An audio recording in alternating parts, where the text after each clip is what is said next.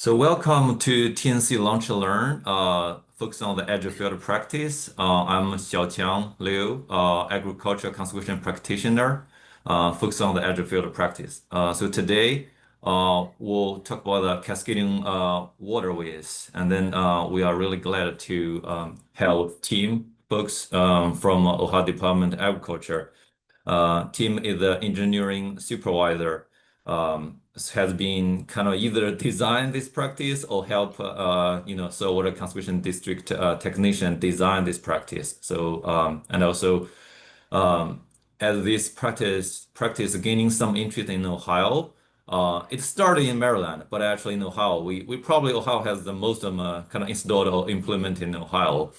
On the other side, actually, we're also kind of evaluating this practice, kind of started monitoring and the research, which is leading by the Ohio State University Steel Lines, and then team was in that project as well. So I'm not gonna talk about too much about this one, and then just let team leading the talk, and then if you have more questions later, we can discuss more about this practice. All right, welcome, team. All right, thank you. Thanks for having me today. Are you able to see my screen? Yes. Okay. Well, again, thanks for having me. As mentioned, I have been involved with quite a few cascading grass waterways that we've installed here in Ohio and had the opportunity to work on quite a few of those. Just real quick to get the bearings for this talk, I'm going to spend a little bit of time discussing traditional grass waterways in Ohio, how we design those, that process. Not a whole lot of time on that, but then jump into what's the difference with a cascading waterway, where do they fit in the landscape. We'll look at a design process for that, and then we'll kind of go over some of the challenges and considerations for cascading grass waterways. And if we have some time left, I've got a handful of slides showing some of the projects we've done in Ohio. So with that, if you're not familiar with a standard grass waterway in Ohio, it's one of our most prevalent conservation practices we do in the state. Um, it's an NRCS practice, Practice Code 412. We install hundreds of these across the landscape every year, usually through USDA funding, Farm Bill program funding, generally CRP's mechanism used to fund a standard grass waterway. And the whole goal with a grass waterway is to be able to safely convey water flow across the ag landscape without creating erosion or flooding issues.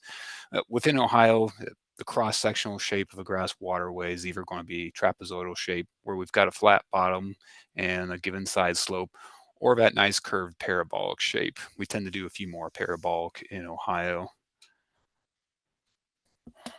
When we're designing these grass waterways, we're trying to make that grass waterway convey the peak flow from a given storm event.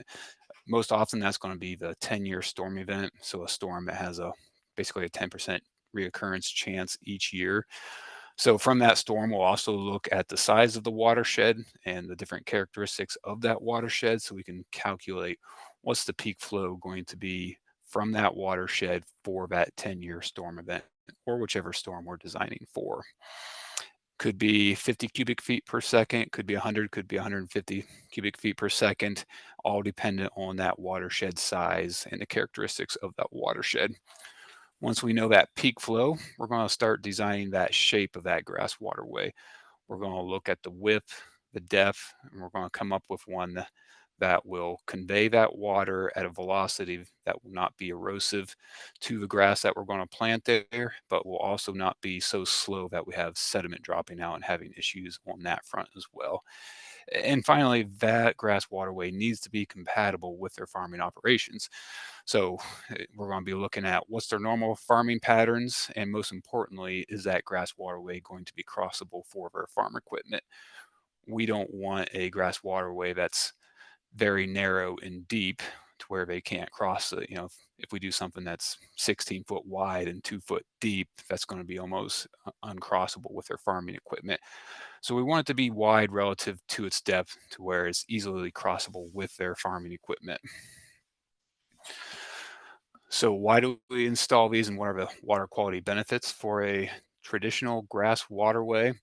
Well, we're going to address the loss of sediment that's occurring in that field through gully erosion. And really, that's it. with a properly designed grass waterway. All we're really trying to do is look at those areas in the field where we have bad gully erosion and then correct that with the application of that grass waterway to where we've established a permanent stand of grass to protect the soil and given a size and shape that will allow that water to flow at velocities that are acceptable. Uh, In a well-designed grass waterway, we're not going to capture a lot of sediments and contaminants within that flow of water. We expect that grass waterway to maintain velocities so that that sediment that's within that water continues downstream and passes through the grass waterway. As soon as we start dropping out sediment within that grass waterway, we're going to affect the life of that grass waterway because it's going to build up sediment in the bottom. We're going to start losing capacity and we can start pushing water outside of the grass waterway to where we're going to have issues along the edges now. So, not to say that we won't see some minor benefits in water quality from a traditional grass waterway beyond correcting the gully erosion. Despite our best efforts, they probably will trap some sediments and there will be a little bit of nutrient assimilation, but not tons really. We're really working towards addressing that gully erosion. All right, so what's different with a cascading grass waterway?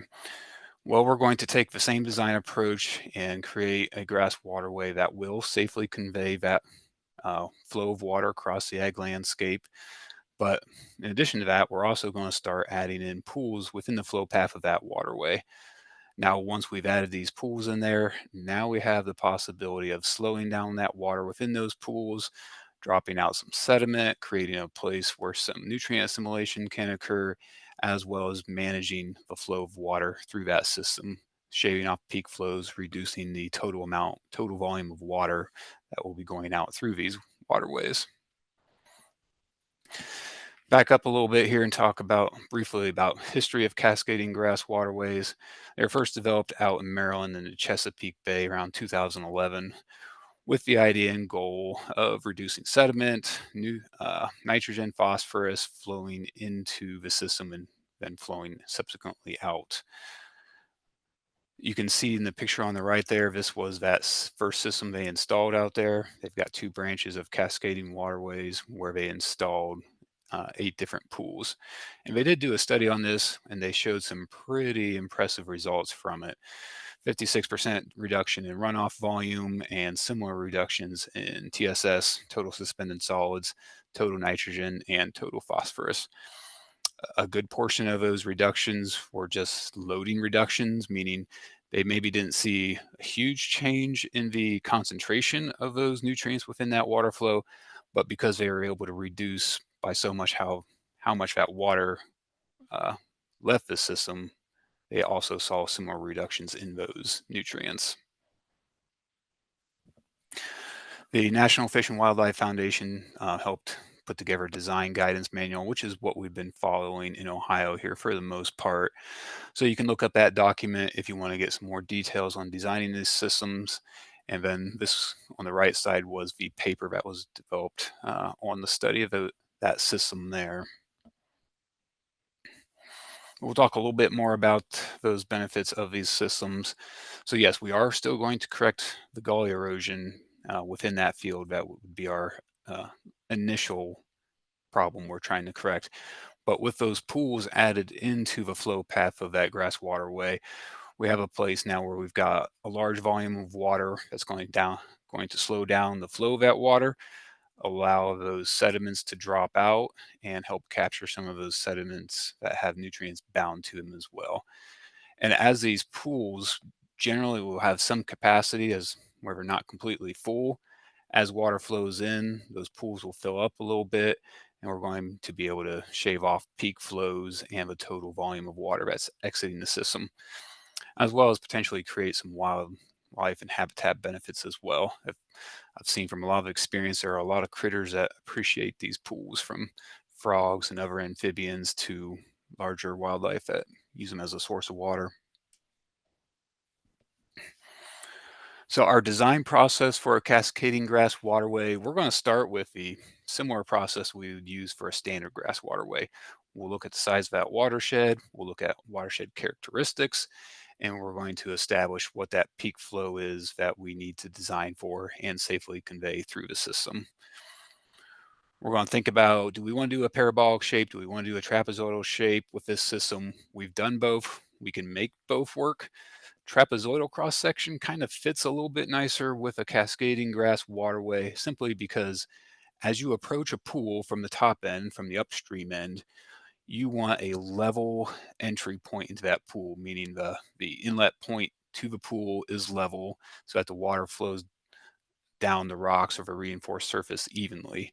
So if you have a trapezoidal cross section with a level bottom approaching it, it's a little easier to make that transition. Whereas if you have a parabolic cross section, you've got to have a transition occur in there where you go from the curved bottom of the parabolic shape to the flat bottom of the pool inlet. And then we need to establish our runoff storage goals for the system. The design manual I mentioned earlier suggests 0.2 watershed acre inch of storage. So to put that in practical terms, what we're trying to do is, say we have a 25-acre watershed, we want to be able to store the equivalent of 0.2 of an inch of runoff from that watershed within the pools of the system. Um, I'm not aware of a lot of studies to where they're looking at different storage volumes, whether it be 1/10 of an inch, 0.2 of an inch, 0.5 of an inch. It would stand to reason that more is better, but at some point there's a diminishing return on an investment. So, you know, what is that ideal storage volume versus the cost of installing this system? The ones we've installed in Ohio have generally been between zero point 0.1 and 0.2 of an inch of storage within those systems. The challenge we really run into is the more storage you want to create, the bigger the volume of the pools you have, and the more earthwork you have to deal with, and the cost can just go up pretty quick. A couple other design considerations within the Cascading Grass Waterway. We can do an excavated pool within that grass waterway, or we can berm it up. If you look at the bottom left picture, this is a profile view of a cascading grass waterway where the water would be flowing from left to right downstream. And you simply go in the bottom of that pool and just excavate out a pool to store that water in, versus where you have a bermed pool where on the downstream end, you're taking some of that spoil, building up a berm to help hold water back. We've not used that approach here in Ohio to date that I'm aware of. When you do that, you've now created basically a dam within the grass waterway, and you still have to convey that flow around either end of that berm. So you don't gain much from that. You have to widen out your grass waterway so you can convey the water around either side of it, and now you have something that could potentially fail. So we've stuck with just the excavated pool approach. We're generally shooting for a depth of 1 to 2 feet within that pool. And our pool top width, if we're doing a trapezoidal waterway, is probably going to equal the bottom width of the standard trapezoidal waterway shape. Versus a parabolic waterway, the pool top width is probably going to be about half the top width of the waterway. As we think about where these fit the best into the landscape, flatter slopes are usually better and easier, and I'll demonstrate that point here more in a second, but flatter slopes means we can do longer pools easier without having excessive amounts of spoil that we have to dispose of. Versus steeper slopes, we can do cascading waterways where there's steeper slopes, but probably means we're going to do more pools that are shorter in length. And we'll demonstrate that here with this quick diagram. Just ignore these lines at the top and focus on these lines here at the bottom. This top line here represents what would be the design profile of the grass waterway. Within this first section here, we have a slope of 0.2%, pretty low slope, not uncommon in Northwest Ohio. And on the upper end, I'm demonstrating what a 1% slope would look like. As these systems fill up with water, you're only going to hold water to the elevation of the downstream end of that pool. So as you can see, I've got all this volume here in this nice long pool without a tremendous amount of spoil or overburden on top of that. Within this pool here, I've probably got almost 500 feet of length before I had even 1 foot of overburden on the top end. That's in the flatter slope section. Compare that to the pool I've designed here in the steeper section, even just at 1%. Within about 100 feet of pool length, I've already achieved 1 foot of overburden. So just imagine if I took this pool and stretched it out to 200 or 300 feet, I would have a tremendous amount of spoil and overburden that I have to dig out to create that pool. So in these steeper slopes, it makes a little more sense to do shorter pools and do more of them as you stair step up that slope. Versus these flatter slopes, it's a lot easier to do a long pool without having tremendous amounts of spoil. When we think about the inlet of that pool, we want flat slopes going into it, 10 to 1 or flatter. They need to be properly designed so that they're stable. And most likely, we're going to protect those inlets with riprap, size C, size D, stuff that's basketball sized in general, give or take.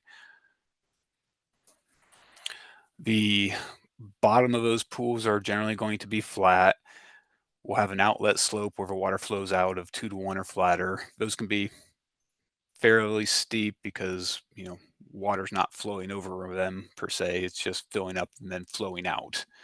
Full side slopes, 3 to 1 or maybe even flatter than that. We've had a few cases where we've had some erosion on the side slopes of these pools, so gotta keep an eye out for that. And then generally we want at least 50 foot of space in between these pools as they work their way up the slope of the waterway. And we'll talk here a few minutes about some of the challenges and things to consider with cascading grass waterways. As I've already mentioned, you got to think about the excess soil these are going to generate.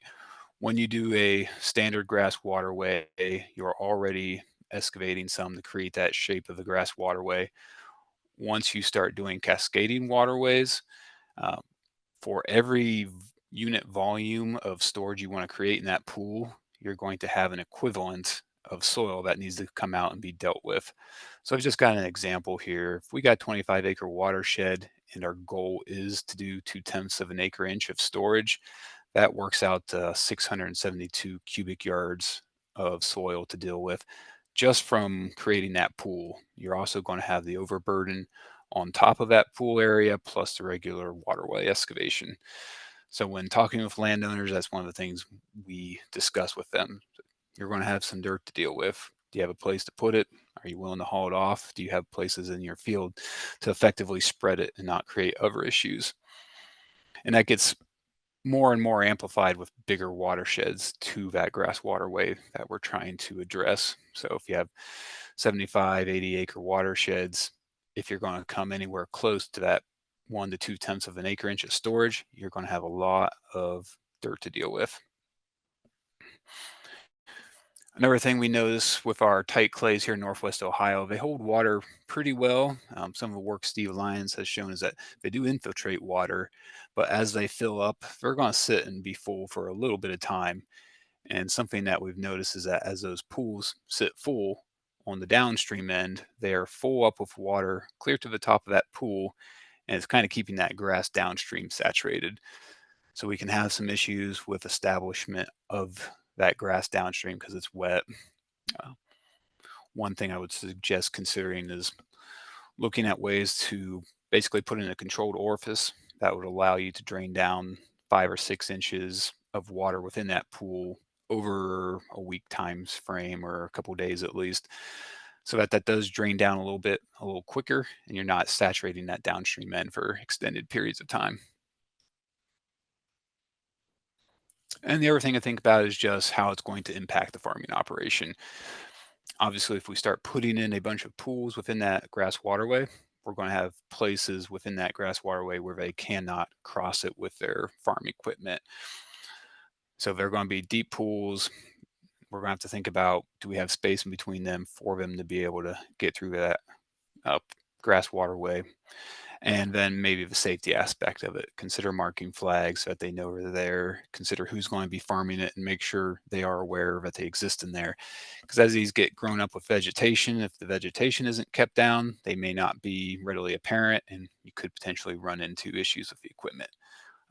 This picture on the right is not actually one where they went into one of our pools, just one I grabbed to demonstrate the idea. The other thing to think about is funding for these. As it is currently, it's not a recognized practice with USDA or NRCS, so you won't be able to get it funded through traditional routes such as CRP or EQIP.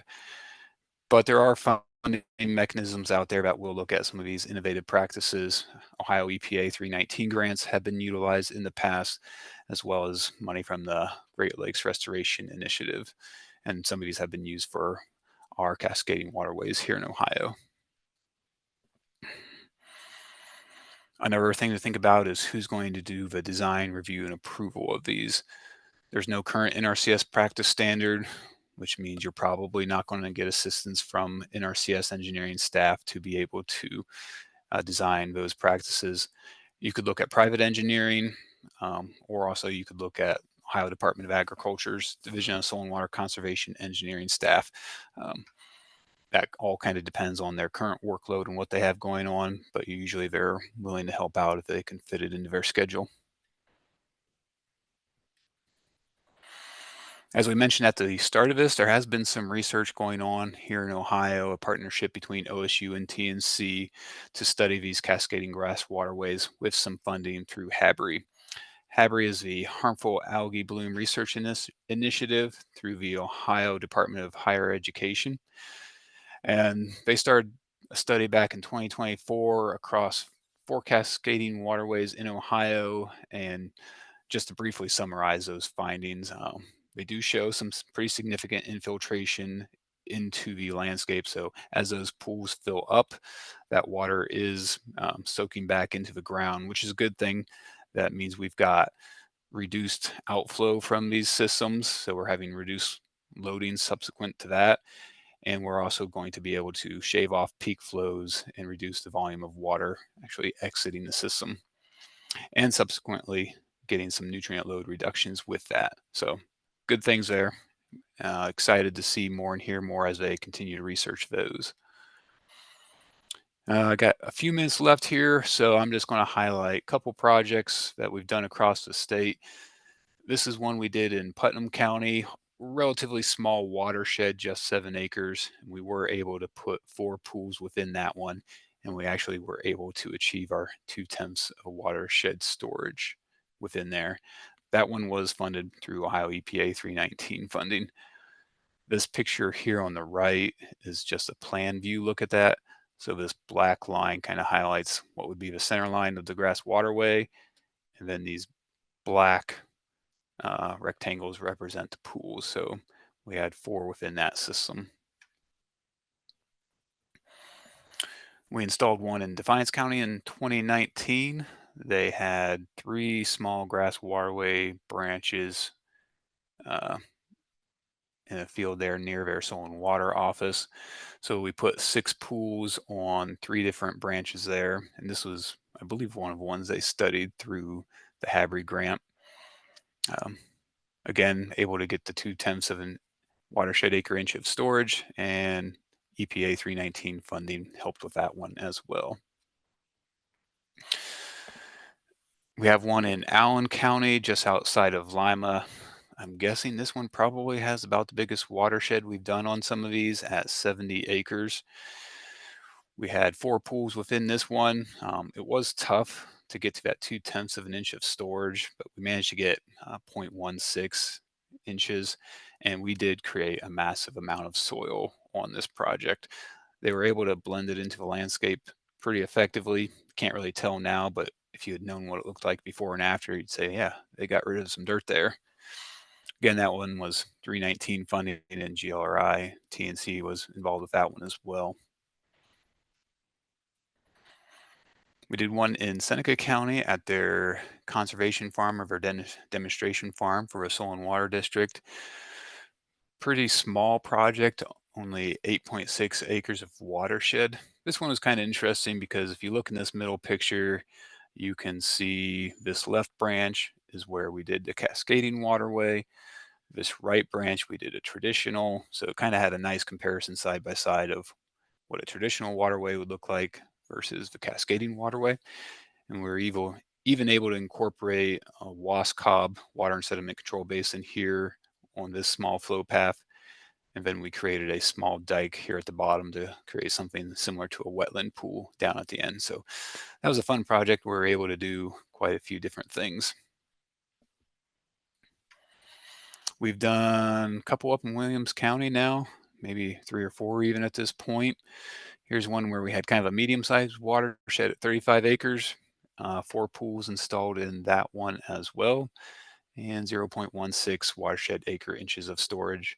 And again, EPA 319 funding for that one as well.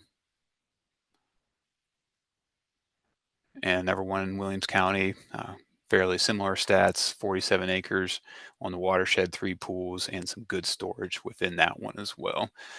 These pictures here, you're looking at the top end of a pool where we've rocked that inlet so that as water flows in, we don't have erosion issues going into the pools. And here's a more recent one we've done in Warren County. On the smaller end, as far as watershed goes, at 10 acres, but we were able to squeeze 4 pools into that and get some decent storage in that one as well. And there we are. We're right at just under half an hour, so would be happy to answer any questions if we have any, or if you have uh, anything else we want to talk about. Yeah, thanks, team. And then any questions for team? That's no, I we're running. We start a little late, so it's okay. We just run over a couple of minutes. I think it's fine. It's I have, such an interesting topic. I have a quick question. Sure. You mentioned that infiltration could be an issue due to Ohio soils. I'm not sure how the pools are vegetated. Are they purposely vegetated, and would that increase the infiltration rate? So we don't generally seed the pools to anything because most often they are going to hold water. So unless we were planting specific wetland vegetation, like if we planted grass in there, that grass would just die and not survive. So we've kind of let them vegetate naturally. Um,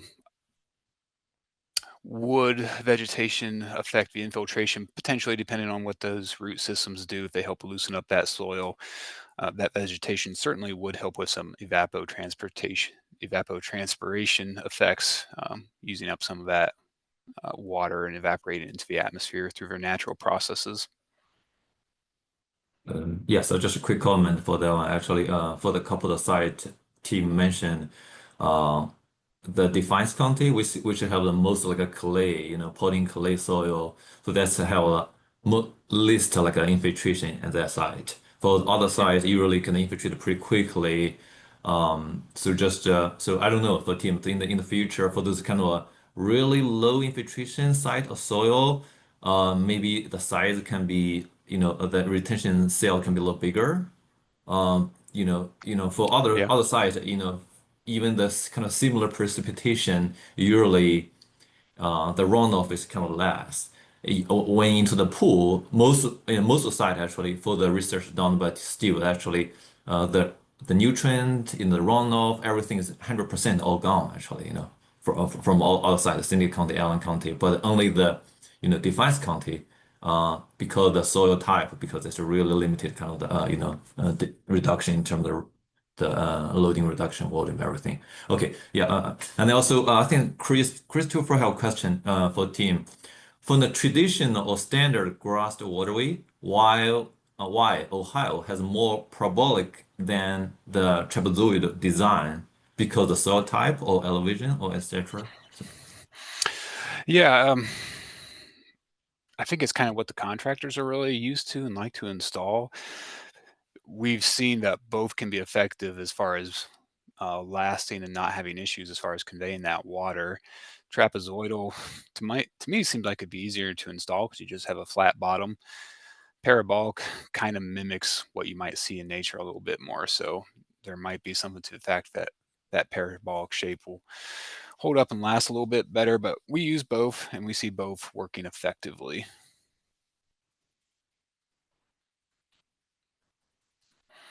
And I'll just backtrack on some of the other comments made. I was really impressed from the studies that Steve Lyons and TNC have been doing, particularly how often they would have rain events and the flow wouldn't reach the end of those systems. One pool would fill up, maybe the next pool would fill up, but we'd have a rain event, and by the time water got to the end, it wasn't escaping.